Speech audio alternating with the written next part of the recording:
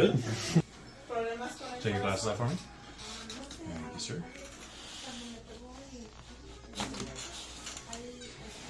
No, let me have it. You relax. There we go. Good. Right. What a drop table feels like. Go ahead. You have a question? Mm-hmm. Right there and right there. Okay. Let me see your hand. I'm going to show you what this drop table feels like just so you can know what I'm doing. That's it. Nothing crazy. I'm not going twisting you in pretzel, nothing. Okay?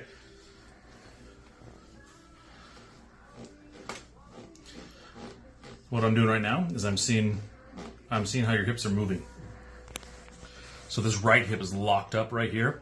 So, and then I'm going to unlock it right now with using this table. Make sure it's not too hard. No, we're good. Here we go. Nope, that went too much. Too easy. That one was too easy. Here we go. There we go. Loosen this one up.